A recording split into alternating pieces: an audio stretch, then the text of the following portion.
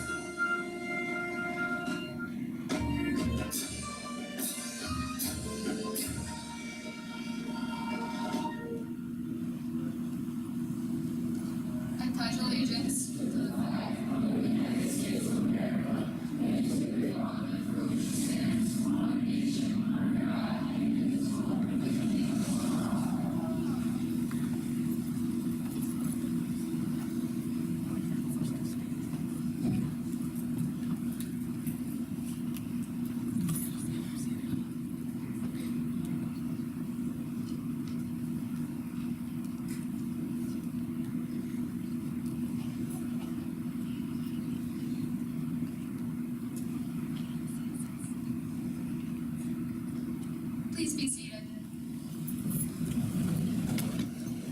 Why we honor veterans will be explained by Noah Morrow and Emily Wall.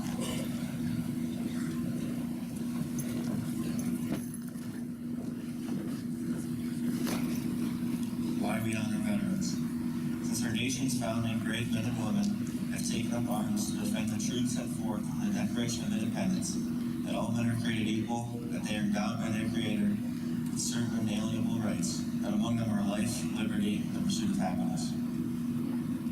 Time and time again, ordinary people have served our nation in extraordinary ways, so that all Americans can pursue the happiness our founding fathers envisioned. By their service, they have kept America strong, and they have protected our way of life for more than 2 centuries. At this moment, men and women from the Army, Navy, Air Force, Marines, and Coast Guard are serving America. As American Day set aside November 11th, Veterans Day, to reflect, remember, and honor those who have served in the United States Armed Services. We can never fully repay our debt of gratitude to the more than 650,000 service members who died in battle, and 1.4 million who were wounded. We can, however, recognize and thank the 25 million veterans still living today.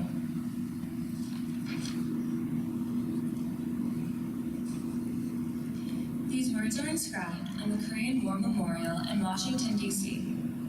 Our nation honors her sons and daughters who answered the call to defend a country they never knew and a people they never met. These words apply equally to many of our World War I, World War II, the Korean conflict, Vietnam, Gulf War, and War on Terrorism veterans as well. They apply to today's active duty service members, tomorrow's veterans who are helping maintain peace throughout the world. Today, it is our privilege to say thank you to all of American veterans, to let them know that we appreciate them for their service, and to honor them for their sacrifices. The price of freedom is high. we cannot afford to forget those willing to pay it. Today, we celebrate America's veterans for keeping this nation the land of the free and the home of the brave. If you're reading this, will now be performed by Cora Heenan, accompanied by John Puglisi.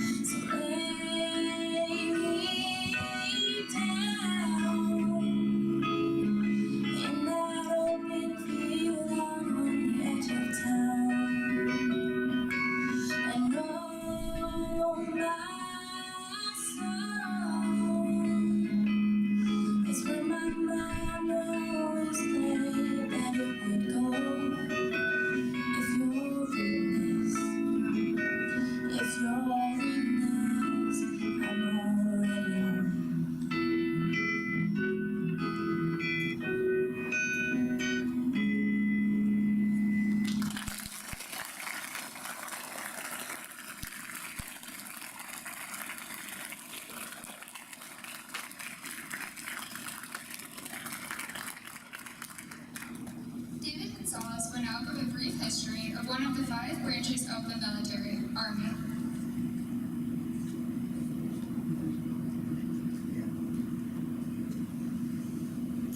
On the 14th of June, 1775, the Second Continental Congress formed the Continental Army as a means for the 13 unified American colonies to fight the forces of Britain. George Washington was unanimously elected commander-in-chief of the fledgling army, and he would lead the colonies to victory and independence.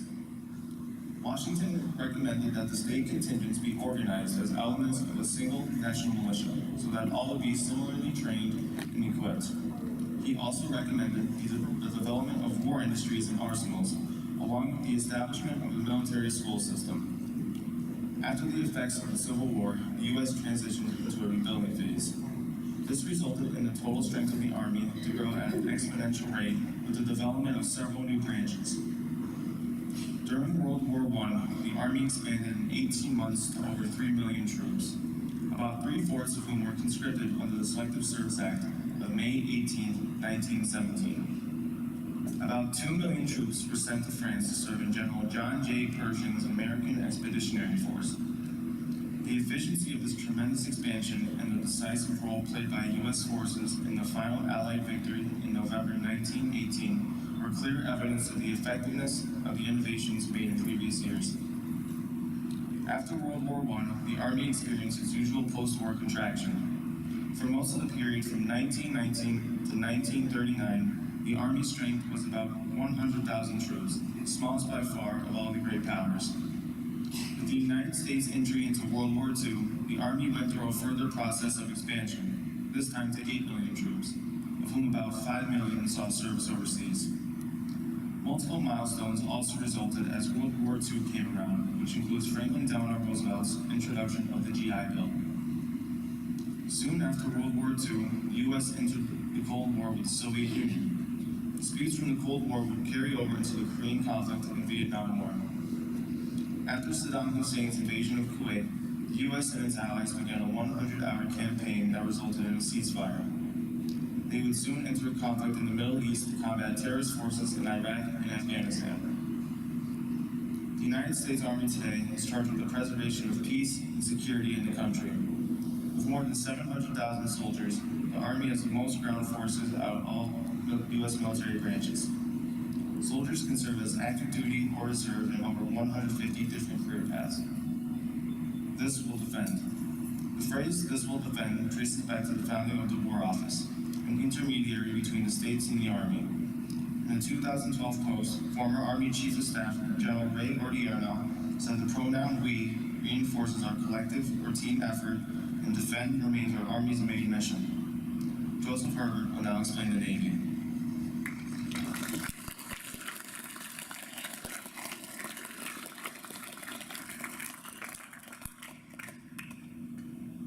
In October 1775, in the midst of the Revolutionary War, the Continental Navy was born. During a meeting in Philadelphia, the Continental Congress ordered the production of 2 ships, both fitted with swivel guns and ammunition. These ships were sent out to intercept British ships carrying supplies into the U.S. Each of these ships were to be run by a crew of 80 men. Over the course of the war, approximately 50 ships were released by the Continental Navy and helped the United States win independence. After the Revolutionary War was won and the United States gained their independence, they formed the United States Constitution, which stated that Congress should provide and maintain a navy. In 1797, the first 3 frigates, warships, were built. This was the birth of the United States Navy. Over the short history of our country, the Navy has played a pivotal role in protecting our country from foreign threat overseas. In early wars, before flying was practical, most wars were fought exclusively on land or on the surface of the sea. The United States Navy played a crucial role on the sea in many early wars, such as the Revolutionary War, the War of 1812, and the Spanish-American War. But over time, the way wars were fought evolved. Militaries from all over the world began to find other ways to attack in other countries, such as going under or over the sea. In order to combat these changes, the United States Navy decided to evolve, building submarines to protect the country from below the surface and aircraft carriers to serve as portable bases for the Air Force. The modernized Navy helped lead America to victories in many recent wars, such as both World Wars. Today, the United States Navy is ranked #1 in the world with some of the most advanced technology. The United States Navy has over 286 warships that help protect our country from the sea, as well as 317,000 soldiers who live their lives by the motto, Semper Fortis, always courageous. Chief of Naval Operations, Admiral John M. Richardson, remarked about the resolve of the United States Navy. Throughout our history, our sailors have always risen to the occasion and punched above their weight when the nation called. Calista Calabro will now explain the Marines.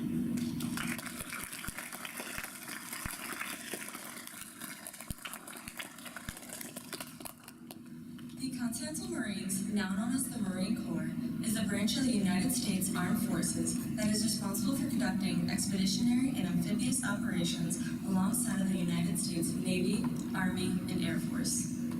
The Marines may have been known as the smallest U.S. military service within the Department of Defense. However, they fulfilled the tasks of operating on both land and sea. The Continental Marines was established on November 10, 1775, by the Continental Congress during the American Revolutionary War and was led by Samuel Nicholas. The first recruitment drive took place at a tavern in Philadelphia, Pennsylvania. Soon after their recruitment, they began their first training at Paris Island, which is where they continue to train today. Soon after the American Revolutionary War, in April of 1783, the Treaty of Paris was signed, which resulted in the disbanding of the Continental Marines. It wasn't until 15 years later, on July 11, 1798, that they were formed and called themselves the Marine Corps. Although that was their official name, the Marine had received other nicknames throughout their battles, one of which being Leathernecks, which was brought about during the Battle of Derna as a result of wearing high collars to protect their necks against pirates' saber cuts. Throughout the years, the Marine Corps was never known to be put in the spotlight, but have played central roles in previous wars. Their first battle on foreign soil was the Battle of Derna, and is now honorably recalled in the Marines' hymnal, and is also known as their first victory overseas. As a result of this victory, they were presented with the Mameluke sword, which is now the oldest ceremonial weapon that is still in use by United States Armed Forces today. During World War I, veteran Marines played their role in the U.S. entry into the conflict at the Battle of Belleau Wood. They also played a key role in the Pacific War, which was followed by raising the American flag on Iwo Jima on February 23rd of 1945. During these key roles, they had the reputation as the first to fight, meaning the Marines were always in the front and would be the ones to observe their enemies from the shadows and call for help from air support. After changing their uniforms to capture their elite and professional nature that they exhibit, they also formed a motto. Through it all, the Marines maintained their motto of Semper Fidelis, meaning always faithful. Today, alongside of that motto, they say, no obligation, only commitment, to show that when you join the Marine Corps, you give your all or you give nothing. Kiana Savage will now explain our Air Force.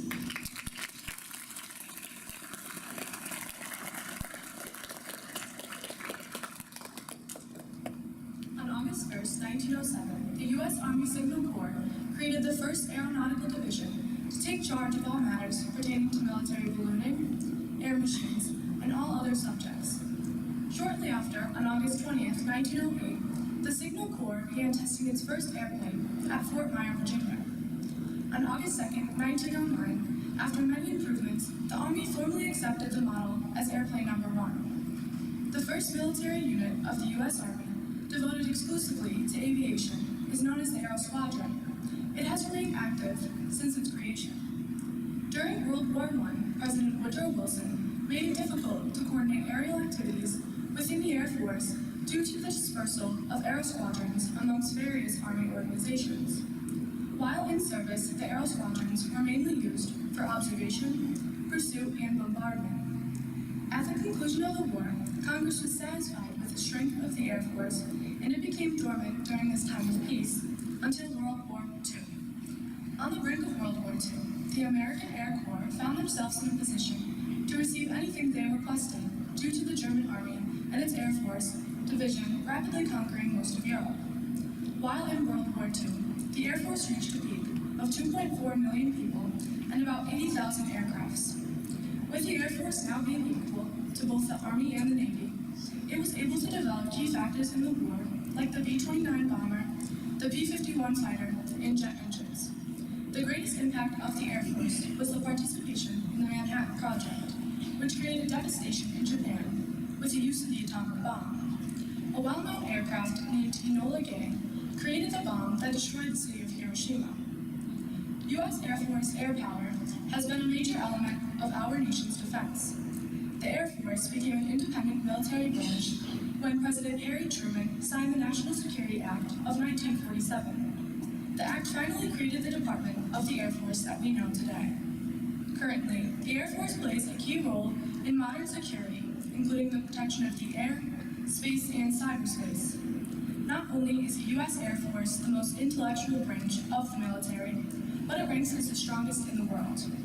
Andy Fedorchak will now explain Coast Guard.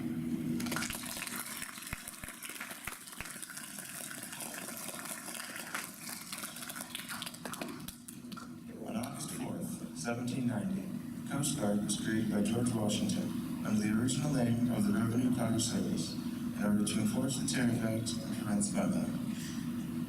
This remained its main purpose until 1950, when the Revenue Cutter Service was renamed the Coast Guard upon merging with the U.S. Life-Saving Service. On April 6, 1917, Congress declared war on Germany, making the U.S. officially involved in World War I. On the same day, the U.S. Navy's Communications Center transmitted the code words Plan 1 Acknowledged to all Coast Guard cutters and bases. This meant that the Coast Guard would now function in its wartime position as part of the Navy. About 9,000 members of the Coast Guard were actively deployed during the war, where they filled in for lack of experience and manpower in the Navy.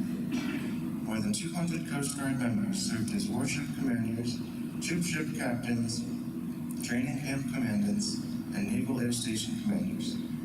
Later, in 1939, President Franklin Roosevelt transferred the lighthouse service to the Coast Guard, leaving it not only in charge of saving lives at sea and enforcing maritime laws, but now also commanding maritime navigation.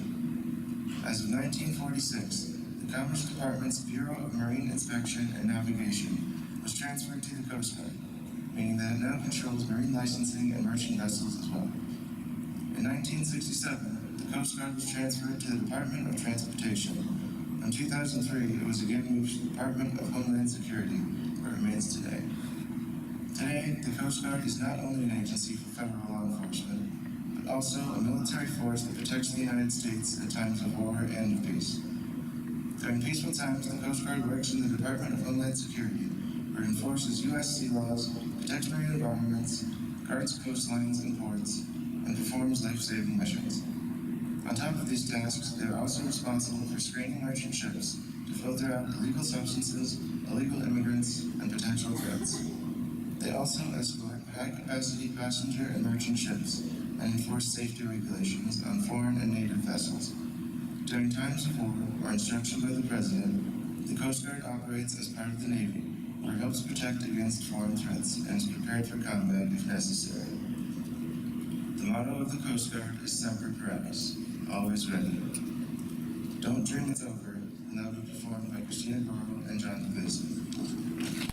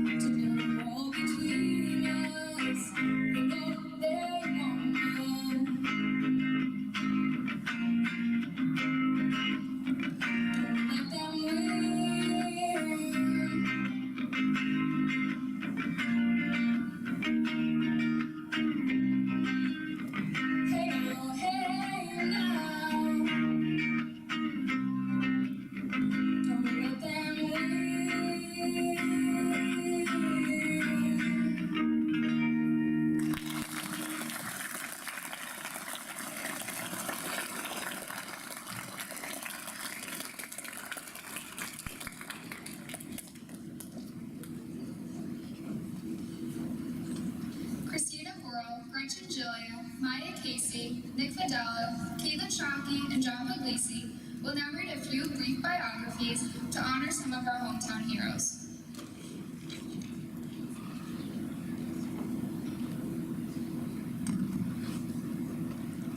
Savannah Kimball.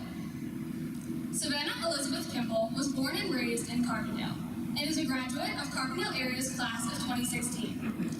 She is currently enlisted in the U.S. Army and anticipates upcoming assignments in Iraq, Afghanistan, and Kuwait. Her family lives in the district, including her two younger sisters currently enrolled at Carbondale area, Mercedes Nolde in her 2nd grade year, and Cassidy Kimball in her 12th grade year. Charles Scheifler. Charles Scheifler, better known as Chuck, was born and raised in Carbondale. He served in the U.S. Army for 15 years. He served mainly in Iraq and Afghanistan as a sergeant first class before being safely discharged. He now remains in Carbondale with his family. Earl Toy. Earl Toy served in the PA Army as a National Guard. He served in Bosnia and Iraq. He first began service in January 1986 until August 2007. He has 2 children, a daughter, Sydney Toy, who is a Carbondale graduate, and a son, Justin Toy, who is currently in 8th grade. Augustine Urson. Augustine Urson, better known as Gus, was born on August 7, 1932, and raised in Simpson, Pennsylvania. He graduated from Fell High School in 1951 and enrolled in the U.S. Air Force. His career started at Sampson Air Force Base near Seneca Lake, New York. He was on his way to Chicago O'Hare Airport from Sampson for an assignment when he was involved in a tragic car accident and was the only one of 5 to survive. After being hospitalized for 3 months and unable to make it to his assignment, he was sent away for cryptographic training. After this training, he was stationed at Camp Kilmer in New Jersey. He was scheduled to leave to serve in Korea, but at the last minute, because he had cryptographic training, he was instead sent to Tripoli, Libya in Africa, where these skills were needed. He was deployed for 18 months and upon return was discharged in 1955. Gus currently resides in German, Pennsylvania, but has been visiting his partner, Tina Adams of Carbondale, for over 20 years. He is heavily tied to Carbondale through her and her 3 children, 8 grandchildren, and 13 great-grandchildren in the area. Luke A. Mashinsky. Luke A. Mashinsky Sr. served in the Army National Guard from 1991 till 2000. Upon high school graduation, he went directly to basic training at Fort Benning in Georgia. During his service, he did not serve in Army wars or conflicts. Luke Mashinsky Sr. grew up in Simpson to reside with his wife, Shannon Mashinsky, and children Luke A. Mashinsky Jr. and Madison Mashinsky. Luke Mashinsky graduated from Carbondale Area High School in 1992. His son, Luke Mashinsky Jr., graduated in 2014, and his daughter, Madison Mashinsky, is a current student. Douglas Condon. Douglas Condon grew up in Carbondale and worked at the FMS in the Carbondale Armory. He served as a National Guard and has served in Operation Iraqi Freedom from January 2005 until January 2006. He then served altogether in the military from January 1972 until 2011. Douglas is the grandfather of 7 students attending the Carbondale Area School District, including Braylon LaSavage, Maggie Perry, Emma Perry, Quentin Darrow, Matthew Frazier, John Frazier, and Isabella Frazier. He also has a nephew, Andy Goral, who is a graduate of Carbondale area, and a niece, myself, in the district. Douglas currently resides with his wife, Diana, in Carbondale. His daughter, Darcy Condon LaSavage, is now a paraprofessional in the district.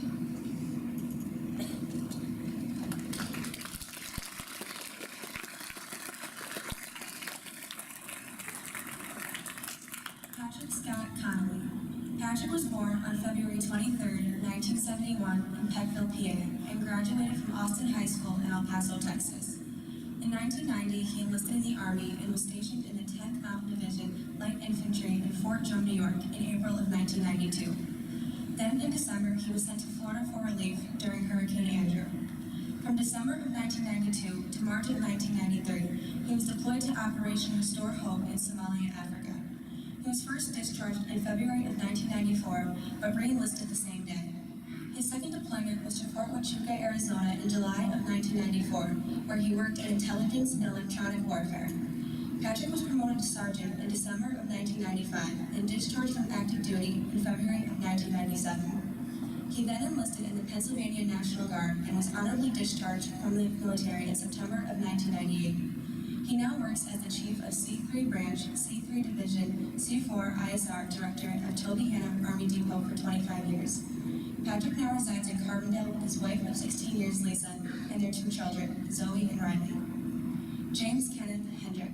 James was born in Maryland but grew up in Laughlin, Pennsylvania.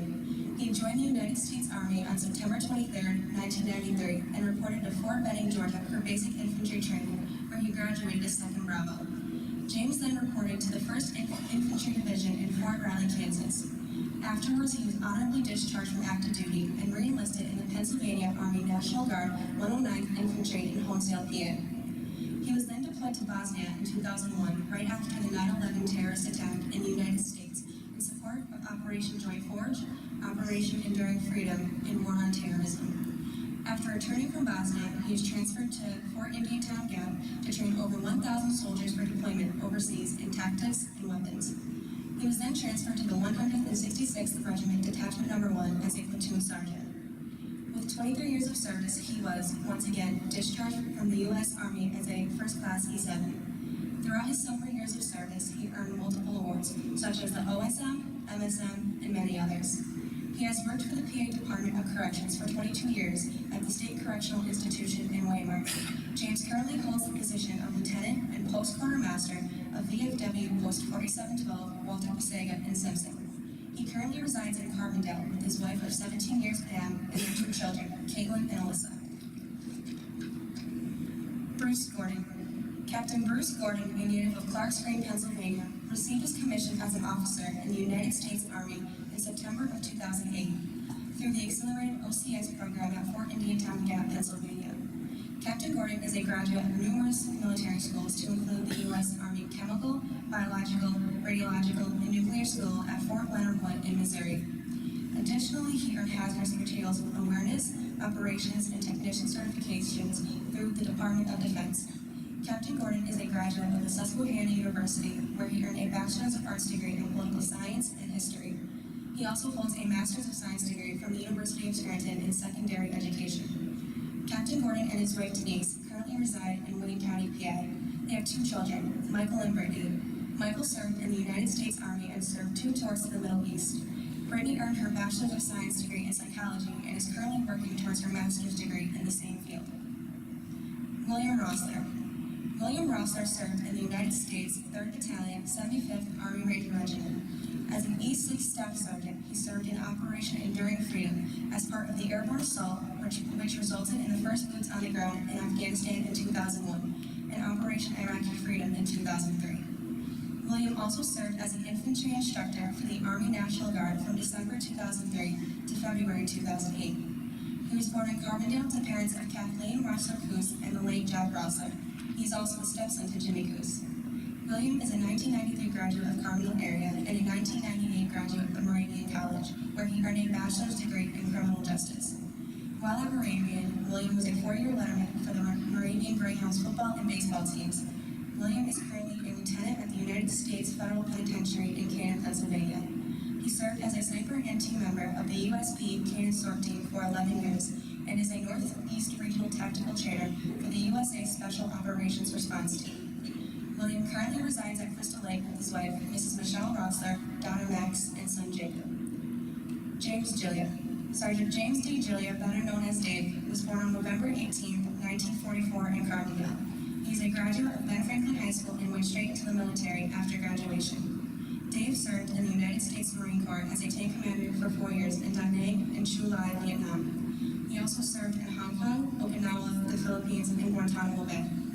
While in service, he earned a Medal for Good Conduct and a Medal for the Vietnam Campaign. He currently resides in Carbondale along with 2 of his 3 children and 3 grandchildren who all attend school here.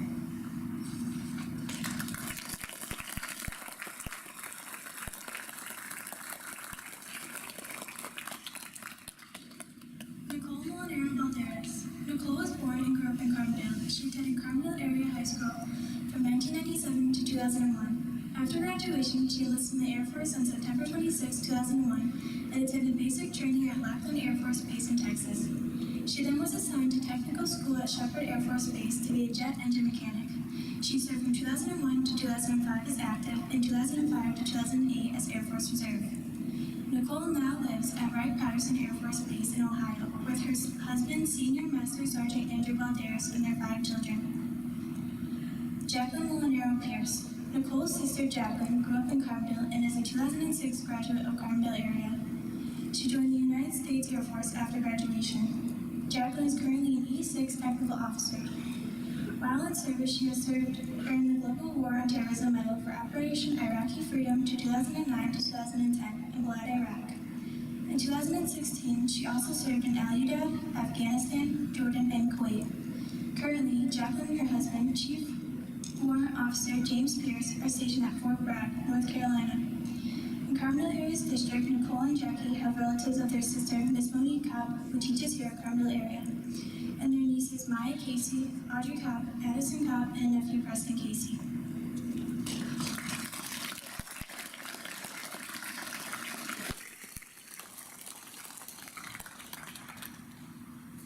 Corporal Raymond Cobb, Jr. Raymond Cobb attended and graduated from Carbondale area in 2001. Ray served in the United States Marine Corps from 2004 until 2008. During his service, Ray served in Operation Iraqi Freedom in Fallujah and Al-Taqadim, Iraq. After serving his first tour, he returned home to meet his 6-week-old daughter, Audrey, for the first time. Ray received numerous medals and ribbons during his service, including the Marine Corps Good Conduct Medal, Navy and Marine Corps Achievement Medal, the Combat Action Ribbon, the Sea Service Deployment Ribbon with Star, the Iraq Campaign Medal, Global War on Terrorism Expeditionary Medal, the Global War on Terrorism Service Medal, and the National Defense Medal. Currently, Ray resides in Carbondale with his wife, Mrs. Monique Cobb, who is a teacher here at Carbondale area, along with his 2 daughters, Audrey and Addison Cobb, who are students at Carbondale area. Robert Molinero. Robert was born in Carbondale on May 8, 1956. He grew up in Carbondale on Burkett Street and attended St. Rose Elementary School. Robert graduated from Lakeland High School in the class of 1974. Upon graduation, he enlisted in the United States Army at age 18. He served 5 years in the Army and then served in the Pennsylvania National Guard for an additional 26 years. During his service, Robert served 2 tours in the combat zone Iraq War and the Global War on Terrorism.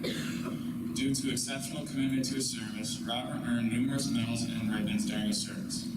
Some of his awards include the Bronze Star, the Army Commendation Medal, the United States Navy Achievement Medal, Army Reserve Component Medal, 5th Award, the National Defense Service Medal, 2nd Award, the Armed Forces Reserve Medal, 2nd Award, the Iraq Campaign Medal, Global War on Terrorism Service Medal, Overseas Service Ribbon, the Armed Forces Reserve Medal with M Device, 2nd Award, and the Non-Commissioned Officers Professional Development Ribbon, 3rd Award. Robert currently resides at Crystal Lake with his wife Lisa. He has 4 grandchildren in the district who include Maya and Preston Casey and Audrey and Addison Cobb, along with his daughter, Mrs. Monique Cobb, who teaches here at Carbondale area.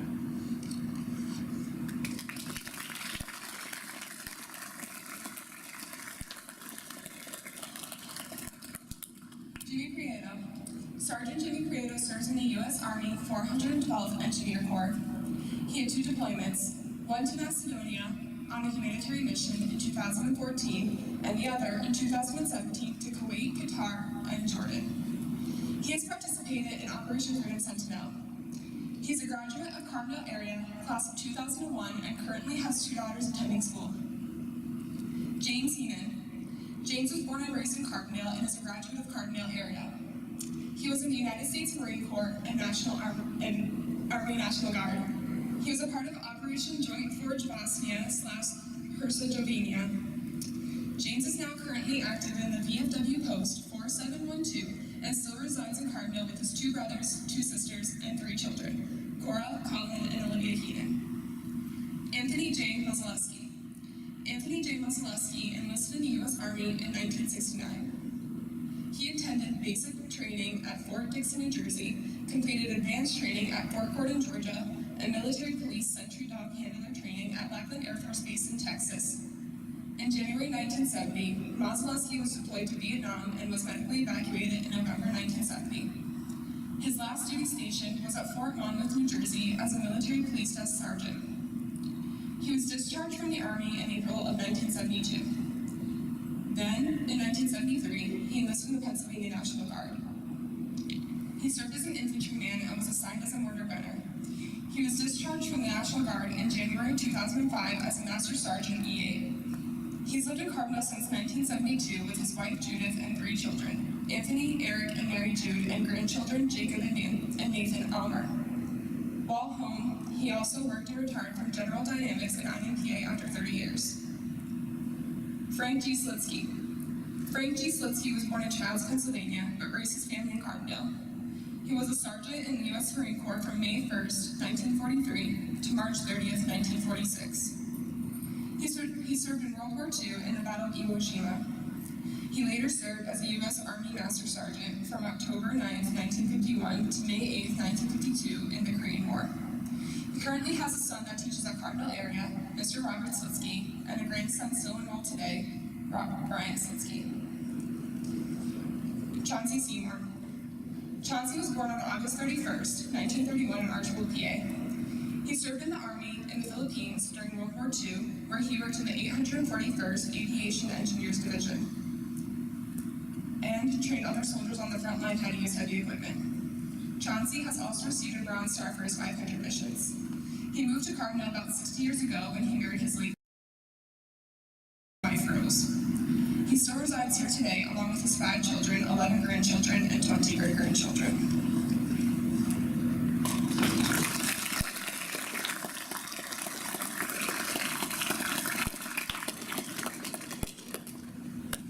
Sergeant First Class George Puglisi was born on September 18, 1966 in Queens, New York.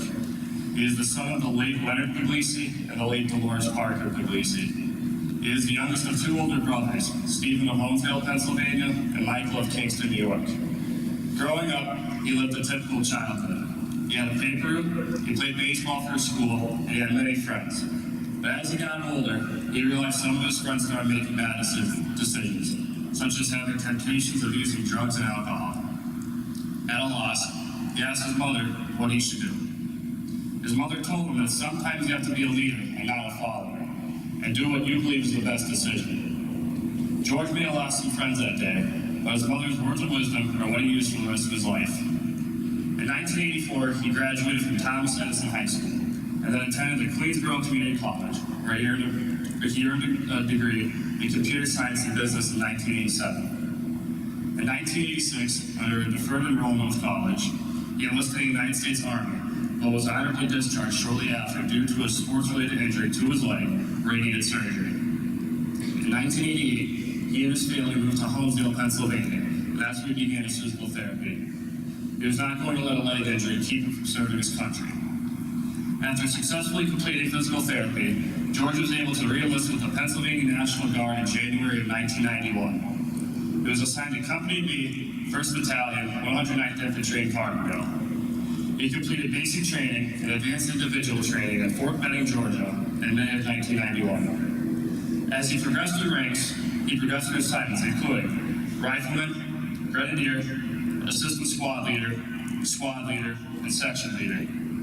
In 1994, he met his future wife, Leanne Brooks of Archibald, and they married in 1996 and had 3 children together. Nicholas, who was a 2016 graduate of Carbondale area, myself, and Aviana, who is currently a sophomore. In 2000, they moved to Carbondale together. In 2002, he became a state corrections officer at SCI Waymart, and in May of that same year, at the rank of staff sergeant, he and his unit were deployed to Bosnia as part of the 6-month rotation. In June of 2005, he and his unit were deployed again to Iraq during Operation Iraqi Freedom. It would be the last time my family and I got to see him alive. On September 28, 2005, George's call of duty came to an end. He, Staff Sergeant Daniel Arnold, Sergeant Eric Slobodnik, Specialist Lee Wiegand, and Private First Class Oliver Brown were killed in action when their Bradley vehicle came under attack from Iraqi insurgents while they were protecting a bridge construction just outside Ramadi, Iraq. In his 14 years as a Pennsylvania National Guardsman, George was a graduate of the Pennsylvania Leadership Development Course, the Basic Non-Commissioned Officers Course, and Non-Lethal Weapons and Tactics Course.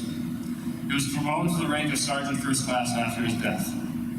His awards include the Bronze Star, the Purple Heart, the Army Achievement Medal with 2 Oak Leaf clusters, the Armed Forces Expeditionary Medal, the Armed Forces Reserve Medal with Hourglass and M devices, the Non-Commissioned Officers Professional Development Ribbon, the Army Service Ribbon, the Iraqi Campaign Medal, and many more. Sergeant First Class George Puglisi has truly left a legacy for everyone who knew him. He believed there was good in any situation and always put others before himself. He was a strong military leader and was recognized by officers who asked him to serve full-time in the Army. He was asked to teach tactical logistics at Fort Indiantown Gap and attend Officers Candidate School. However, he turned this offer down because he believed teaching wasn't for him, and his job was to serve on the ground with his boys. To this day, I continue to meet people who knew my father very well. They always tell me good things about him, such as how he's the guy prepared for any situation, the guy who was always reading manuals on the field, and the guy who would help him accomplish goals. One soldier in particular told me that when he joined the National Guard at 18 years old, he admitted to being a troublemaker and was let go by his squad leaders until he met my dad at a training. He said my dad was the reason his attitude changed, and that if it wasn't for my dad not giving up on him, he probably wouldn't have made it far in the National Guard. My dad was also a man who stood his ground in any situation if he knew something was right. Recently, a man on Facebook shared a story about my dad when we met him in 2005 in Iraq serving in the Marine Corps. My dad and his unit had to go on patrol with the Marine unit, and he knows how they show very inadequate knowledge on how to operate the Bradley vehicle. The Marines were too stubborn to listen to my father and thought he didn't show the right skills since he was just a National Guardsman. Their minds were changed, however, when they used my dad's lessons to survive a firefight between Iraqi Taliban. He said, on September 28, 2005, with mortar rounds crashing all around my Bradley and the radio blaring warnings and status reports, I responded to my lieutenant that I had mortars landing all around me, but I'm still moving. The Bradley commanders over the radio were making fun of me, including Puglisi, but his humor was filled with pride and encouragement. Several seconds later, Puglisi and his crew were killed. If it wasn't for Sergeant First Class George Puglisi's lessons and trainings with the Bradley, I most likely wouldn't have got my men out alive. The man said that because of my dad, he learned to handle defeat gracefully, even when your cause is absolutely just and right. My father was a man of respect, leadership, care, love, pride, and a man you can always look up to. My father paid the ultimate sacrifice to his country to ensure everyone standing here today is safe, and he will forever be a hero of the United States.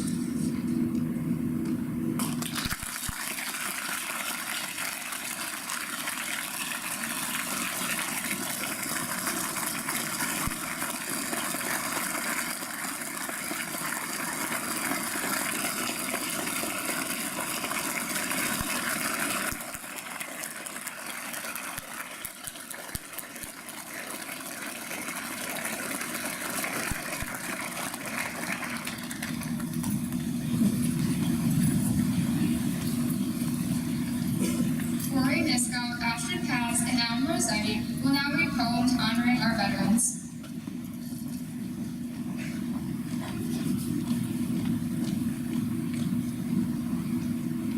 Everything will be okay.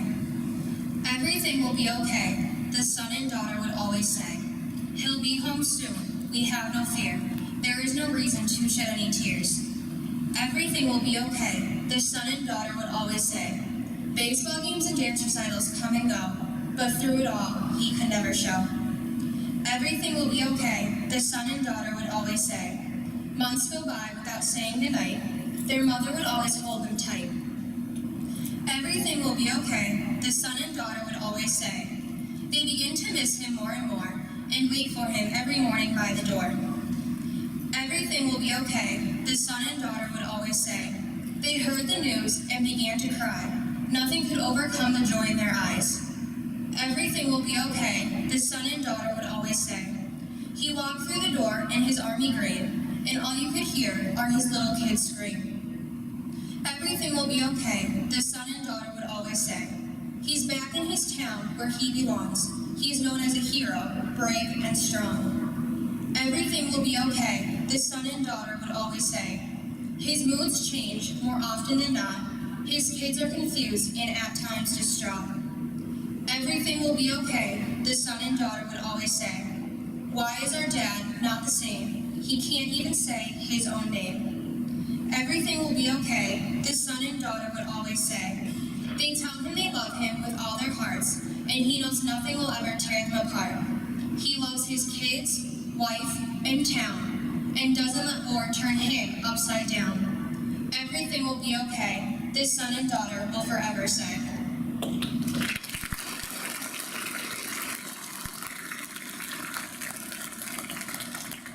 Little soldier. A little girl was born and looks into the eyes of her father. All she saw in that moment was her whole world. Oh, while he had be shipped off across the world the very next week. Goodbye, little soldier, he says. It's time to say goodbye. He writes to his little girl. She has gotten so big.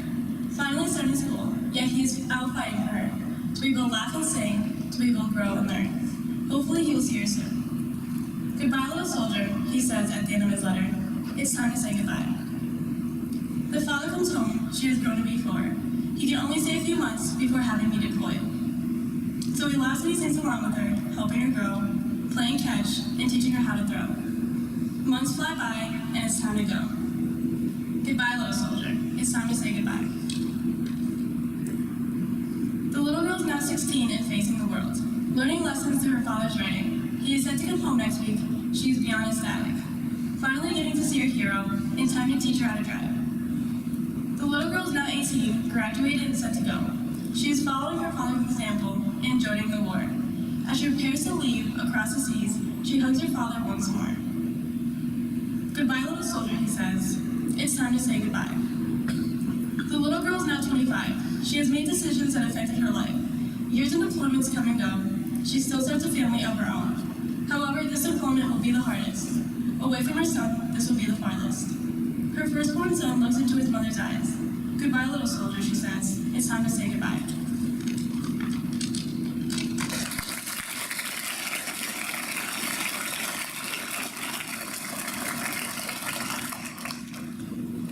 Respect. Sacrifices come, sacrifice was made. No one will know the struggles they've overcame. For year after year, they go unnoticed, giving their lives, only having one focus. Keeping us free is their only concern. Some make the ultimate sacrifice and never return. Battle after battle, you continue to fight, showing us all you have the strongest might. Time away from home we know is not easy, but you continue to do so for the sake of our country. We hold our flag high in the land of the free because of the courage of our troops and their continuous bravery. Thank you so much for everything you do. We will never know just how to repay you.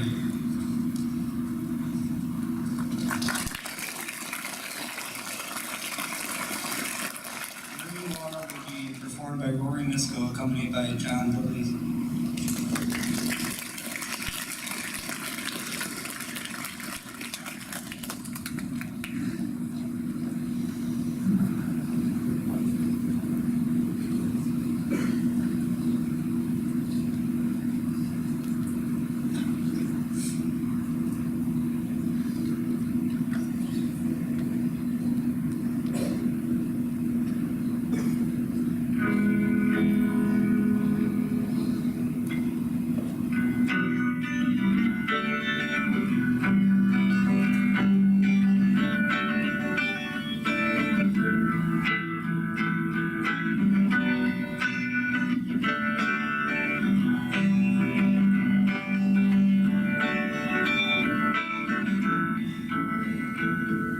I've been high, I've been low, I've been everywhere, so can go.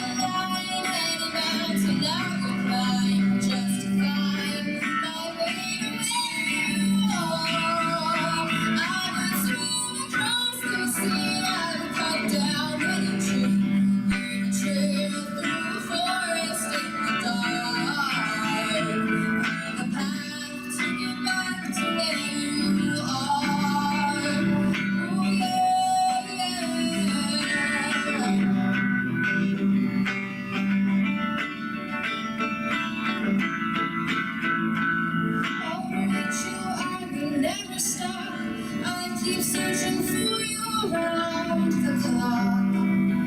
I'd sing your praises everywhere I go. You should know. You should know. I'd stand in any ticket line of any mountain I would climb just to find my way to where you are. I would swim across the sea. I would cut down any tree. Leave a trail through a forest in the dark. Leave a path to get back to where you are. Leave a path to get back to where you are.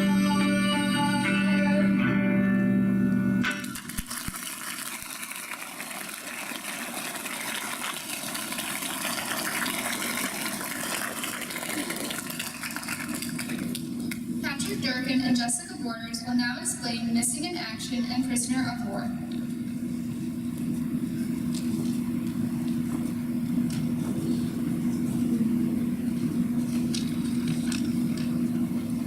History of the League. The National League of Families of American Prisoners and Missing in Southeast Asia was incorporated in the District of Columbia on May 28, 1970. Voting membership is comprised of wives, children, parents, siblings, and other close blood and legal relatives of Americans who were or are listed as prisoners of war, missing in action, killed in action, body not recovered, and returned American Vietnam War prisoners of war. Associate membership is comprised of veterans, other concerned citizens, and extended family members of prisoners of war missing in action and killed in action, body not recovered, who do not meet voting membership requirements.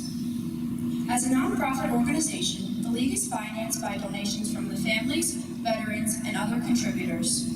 The League's sole mission is to obtain the release of all prisoners and return to the fullest possible accounting for the missing and repatriation of all recoverable remains of those who died serving our nation during the Vietnam War. The League originated on the West Coast in the late 1960s. Believing U.S. government policy of maintaining a low profile on the prisoners of war missing in action issue, while urging family members to refrain from publicly discussing the problem, was unjustified. The wife of a ranking prisoner of war initiated a loosely organized movement that evolved into the National League of POW MIA Families. In October 1968, the first POW MIA story was published. As a result of that publicity, the families began communicating with each other, and the group members grew in strength from 50 to 100 to 300 and kept growing. Small POW family member groups, supported by concerned Americans, met with the North Vietnamese delegation in Paris, and countless thousands of Americans flooded them with telegraphic inquiries regarding the prisoners and missing, the first major activities in which there was widespread public participation. In 1970, Mrs. Michael Hoff, an MIA wife and member of the National League of POW MIA Families, recognized the need for a symbol of our POW MIAs. Mr. Norman Rivkees, Vice President of Annan and Company, along with New Heisley, an advertising agency employee, designed a flag to represent our missing soldiers. On March 9, 1989, an official League flag flown over the White House on National POW MIA Recognition Day was installed in the U.S. Capitol Rotunda. In a demonstration of bipartisan congressional support, the leadership of both houses hosted the installation ceremony. The League's POW MIA flag is the only flag ever displayed in the U.S. Capitol Rotunda, where it stands as a powerful symbol of America's determination to account for U.S. personnel still missing and unaccounted for from the Vietnam War. On August 10, 1990, the 101st Congress passed U.S. Public Law 101-355, which recognized the League's POW MIA flag and designated it the symbol of our nation's concern and commitment to resolving as fully as possible the fates of Americans still prisoner, missing, and unaccounted for in Southeast Asia, thus ending the uncertainty for their families and the nation. The importance of the POW MIA flag lies in its continued visibility, a constant reminder of the plight of America's unreturned veterans. Other than Old Glory, the league's POW MIA flag is the only flag ever to fly over the White House, displayed since 1989 in this place of honor on National POW MIA Recognition Day.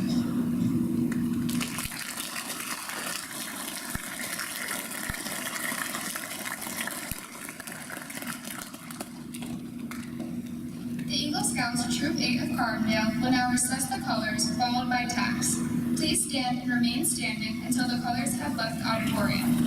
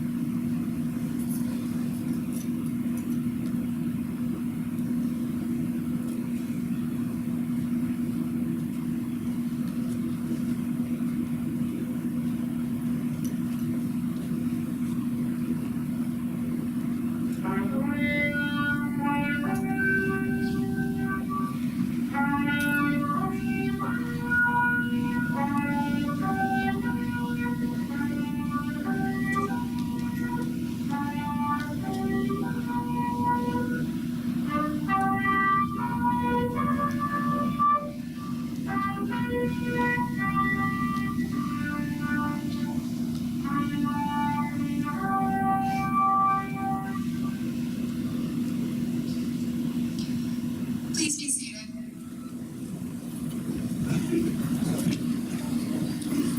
At this time, we would ask that all hometown heroes, members of our military, and veterans in attendance today, please stand.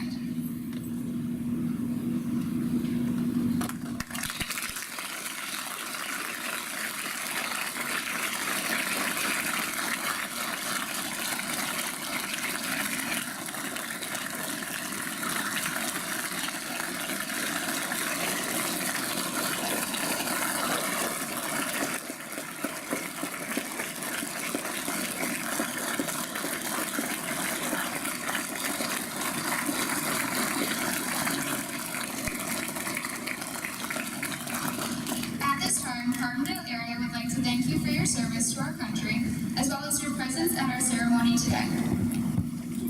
This concludes our Veterans Day program. Mr. Farrell will now address the student body.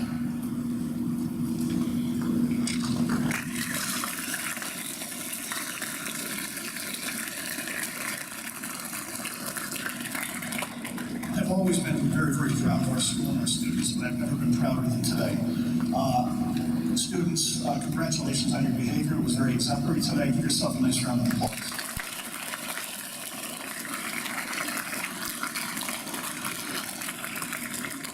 The talent here that we saw today, our musical performers, our speakers, very proud of them. They did an outstanding job. Give them a nice round of applause.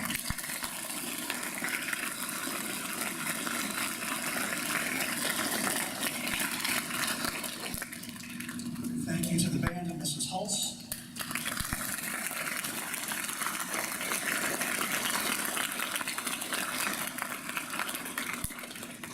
I would also like to thank the Carbondale American Legion and Citizen Government.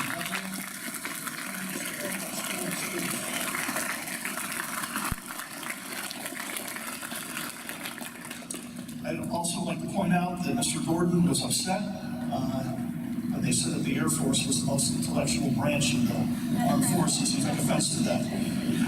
And also one other observation, I've known Mr. Rossler for 30 years. I never knew his name was William before. I've known him as Bunker for forever. And finally, I'd like to give a special thank you, a special recognition to Mr. Morrow. He's done an outstanding job, as always, putting today's assembly together. How about giving him a nice round?